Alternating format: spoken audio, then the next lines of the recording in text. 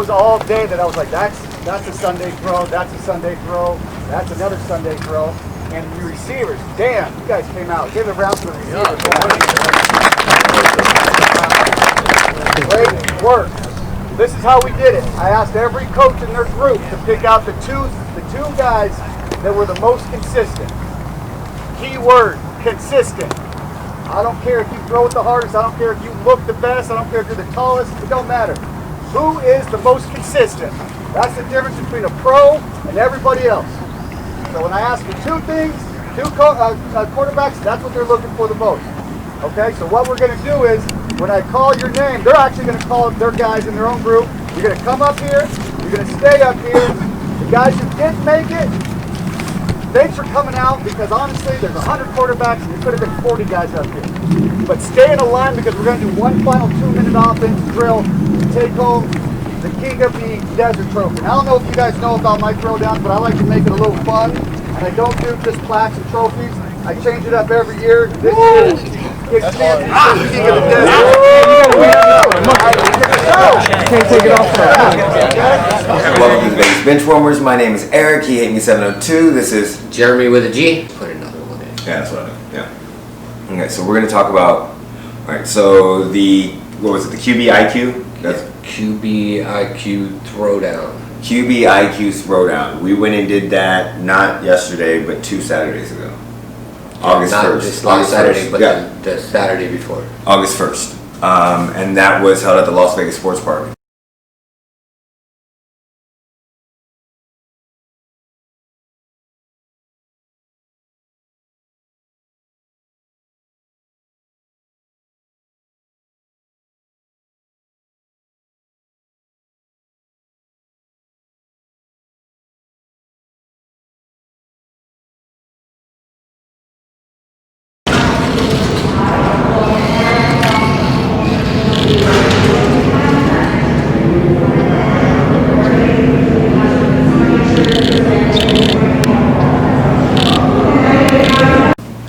Also, there was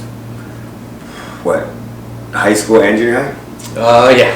Yeah. I think there were some younger kids than junior high. There were some 10-year-olds. There were some some younger kids.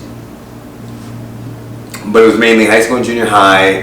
They had some younger kids. They were doing a quarterback competition for both high school and junior high. And then at the end of them, they got a really cool championship belt. The winner of it. The way it was designed was the QBs went into a room in a class and learned. So to start the day, the quarterbacks for each went into a separate room and then learned from Chris Hickson. Chris Hickson, there you go, that guy. About the whole QB IQ, and I think they went through the book that they get. The book is really cool. The book is basically where they had routes or coverages, and they had to draw the same play 5 different times, right? Yeah. And then that way they could write their notes of what they see, and that way when they got on the field, it was repetition. They could see it automatically. So basically, they draw the play 5 times, and then there's no excuse to not know where the ball's going. Exactly, and they're all different coverages, like coverage 3, coverage 4, man, coverage 2, cover 2, cover 2, cover 2, all that good stuff. Yeah. So go ahead. I'm sorry. And then what they do after that? And then they came out to the field. Well, during the time the quarterbacks were in the room, the wide receivers that had come out to help the quarterbacks were out on the field warming up, and their warm-ups were intense, dude. Their warm-ups were crazy. The wide receiver warm-ups were like 30 minutes, 45 minutes. And they were not easy. They had the ladder moving. They were doing different directions. Basically, a lot from what I saw was a lot of footwork. Yeah. A lot of footwork, a lot of drills on footwork. And it was basically for the release in the very beginning. A lot of that was how to move your feet, how to adjust it, how to get off the line, all that good stuff. But they were intense. Like, it was hard. Yeah, it was crazy. I couldn't have done it. No, but each coach had different warm-ups. Yeah, so there was setting had a different thing that they were doing for the warm-ups. What was it, like 3 or 4 different stations? Yeah, there might have been. Yeah. Something like that. Yeah. And each station was a different set of drills. It was based off the coach that was running the drills. Like, I happened to be with Coach Arthur, who works out of California. Yeah. Has his house set up to do training for young men, and he's 21. Yeah, he's So yeah, he runs. I think it's the Beast Training. Yeah. Go to our Instagram. We follow him on Instagram. Go to our Instagram. Links will be in the description. That way you can see a lot of the pictures there, but also you can see what we're talking about with Coach Arthur. Right, left, good. Say go. Right, left, right, good. Ready, go. Left, right, left, good. Get out. Even doing Ready, it. go. Left, right, left. Ready, go. Right, left, right, good. Ready, go. Right, left, right, good. Ready, to go. Left, right, good. I train him, bro. Train him back at home. Come on now. Ready, to go. Left, right, switch. Right, good. Elbows tight. Get out. Hey, standard control, bros. Ready, to go. Eyes up. Switch. Good. Reps. Get out. Good, let's go. Get reps, set, go. Eyes up. See what's in front of you. Switch. Good, bring it back. Get out. Good, there we go. Oh, the big man right here. Let's see. Make sure you keep it slow. Let's go. Good. Eyes. Switch. Let's go, big fella. Okay. Let's go, big fella. Get out. Hey, big man. Let's go work. Like that. Good. Yeah. Go. Hips low. Eyes up. Good. Look at him. Switch. Good work. big man. Work. Get out. Good. Left. Next person. Go. Right. Left. Right. Go. You got mine. Right. Left. Right. Go. Right. Left. Right. Go. Right. Left. Right. Good. Hey, you gotta be able to react. You gotta be able to react. Okay, the DB is not gonna let you know what you're doing, what he's doing. You gotta be able to react. Set. Go. Right. Left. Right. Set. Go. Right. Left. Right. Set. Go. Right. Left. Right. There you go. Left. Right. It's drilled the belt. Right. I'm not saying you're not. Go. Right. Right. Left. Go. Left. Right. Left. Go. Left. Right. Left.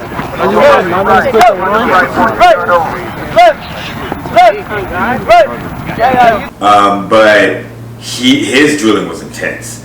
But the cool thing that I liked was he would ask, hey, has everybody gone?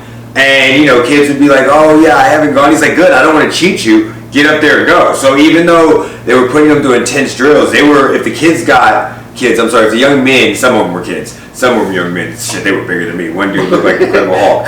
That dude walked around and was like, whoa. I was like, dude, if you don't get your big Incredible Hulk, me a monster ass out of my way. He was huge. I lost my thread. Oh, so he was doing the drills, and they were really, really helping. If the kids took some of that stuff they were doing, they could do that outside in their house every day, just warm up, if they even took one thing from that camp and throwdown, they got better. And the camp wasn't expensive; it was $100.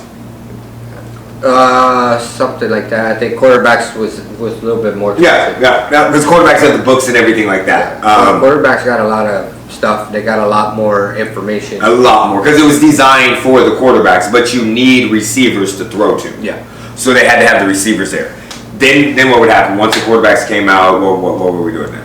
Then once the quarterbacks came out, then everybody would meet in the middle of the field, and then they would separate them into their groups. And that was like 8 or 10 groups or something like that, and each trainer took their own separate group, whether it was like 8 or 9 different quarterbacks and stuff. And then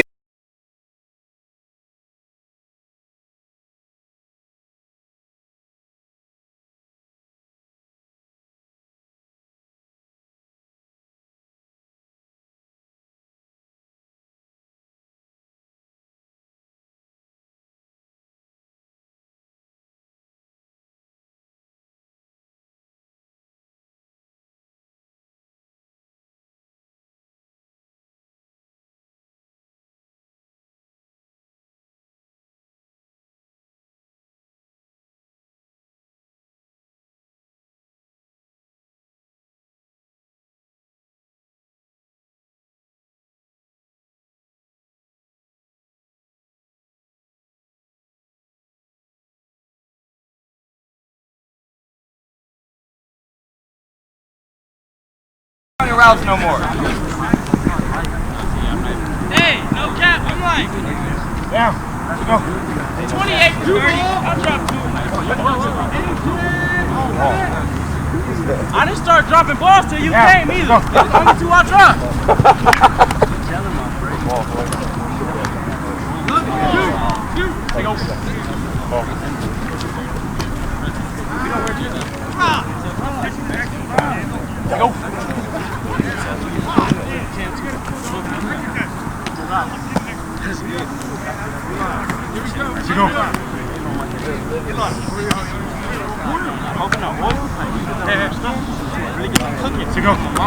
You put the actual oil on that shit, not the motor.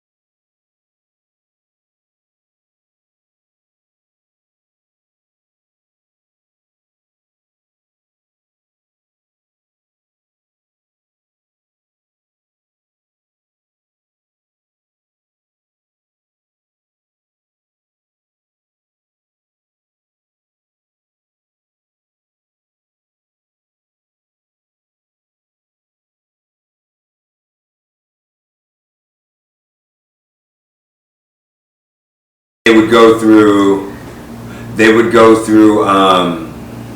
All would go through the same throws. Yeah. Just at different paces. And the idea was that they gave the coaches and the trainers a sheet, and it was more the coaches and the trainers at this point in time that were coaching like the Apex Predators, like Coach Vince, who was the only one from there, Mark Keith, Hickson was there, Chris Hickson was doing it. Some of the guys that were running their own camps were like coaches of high school or stuff like that. Coach Arthur was running one. Yeah, he was running one. Yeah. I saw him running one at the end. You're right. There wasn't some of the trainers that were doing it. So they go through the throws, and they were supposed to mark individually each person on each throw and go through a list of stuff. And that list was really, really difficult because they went through so rapid paced. It was like, do your throw, blah, blah, blah. This is what I want you to do. You're running this route with the receiver. I want you to come back, fake the handoff, play action, roll out, hit him on the run as he's running it out. Now, in that time, they had like 7 things they had to look at.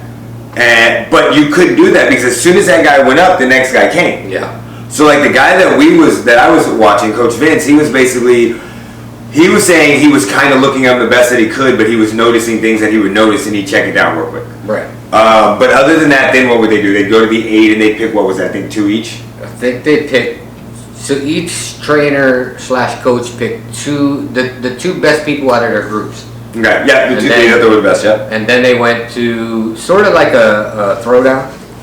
It was a 2-minute warning drill. Yeah, the 2-minute drills. Yeah, 2-minute drill, which that's when I realized. Now I coached Pop Warner football for a little bit, really, really young, and I had a blast doing it. I coached like 8th grader junior highs, right? Mm-hmm. I realized just at that tournament that I don't know what I think I know. Like I'm definitely a couch coach. I sit there, I watch. I'm a Monday quarterback. I sit there, I watch, I dissect, I explain things to my best of the knowledge, and I think I have a firm understanding on how stuff works. And I play a lot of Madden, so I'm good.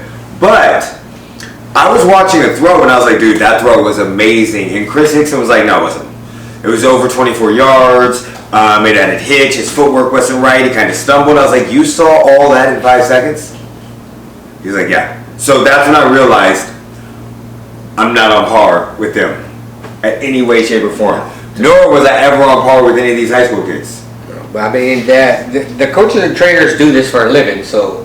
Well, I thought I could step in and Chris Hickson's the one who created the QBIQ. Man, I thought I could step in and do this for a living. Honestly, like how many times have we been sitting on the couch? I can do this. Like I honestly thought if you gave me like a year to follow an offensive coordinator around, I could do this shit. Yeah. And then I realized last Saturday, yeah, maybe scout, nah, videotape person. So, but then they would have a winner, and they would get a championship belt. So like the high school one, it actually, they went in a 2 minutes drill, and then I think it was like 8 or 10 quarterbacks. Yeah. But then they had to go into a throw off because two of the quarterbacks were so close. And a lot of them had commits there. They were committed. Like I know there was one that was committed to Arizona. Yeah, yeah. ASU. ASU, yeah. The guy who won didn't have any offers. Yeah, there was one that was committed to Wisconsin. Yeah. And then I just found out Darius got an offer to LSU. Yeah, Darius was legit. I watched his whole thing. If you want to see some of that film, go to Instagram. Geremy should have it up on Instagram soon. But there should be. Oh no, never mind. I didn't get his film because that was the second video. That was when you were taking the videos. I think we have some of them. Yeah. But none of our quarterbacks got picked. Which was surprising. Brandon, I didn't expect Brandon to get picked because Brandon's good. Yeah. He's just still learning. I didn't really know Zach. I love Zach, and Zach's going to be a beast. Zach, you guys need to watch out for Zach Wilkerson. Zach and Daniel Britt not getting picked surprised me. That Daniel Britt not getting picked surprised me, but I did hear there was some politicking. A lot of the coaches took their own players. Yeah. And their own trainers, which Coach Vince did not do. And then that's how they kind of got screwed. Because they were playing favoritism. Now, but granted, there was a lot of damn good quarterbacks. Well, I mean, even if they didn't make it, they still got a lot out of that. It was amazing. It was amazing. Yeah. It was probably, like, if I was in high school, even at Pop Warner, I've seen a lot of, it was very well organized too. Yeah. I will admit that. Like, it took some time because they had to switch venues. Last second, and then they had, from what I understood, they had like 200 kids show up unexpectedly, so they had to let them in. So it started a lot later than it should have, and because of that, by the time we got to the ending with the high school, the receivers, it was just too damn hot. It's 12 o'clock, and it was like 105, 108. It was hot, especially out there on that turf. I was bitching the whole time. That turf sucked. I bitched the whole time. I'm sure Geremy was tired of fucking hearing that shit. Oh, I was complaining a little bit. There was no complaining. But, I was bitching. The turf was the old style. So it had all the black The turf was pellets horrible. and My feet were burning. it smelled like burnt rubber out. My feet were burning. But again, last second, it's not a high school. It was still very, very cool. Yeah. So I mean, with what we know is going on with high school football and college football probably not playing this year, it might be one of the last times that we get to see something like that for a minute.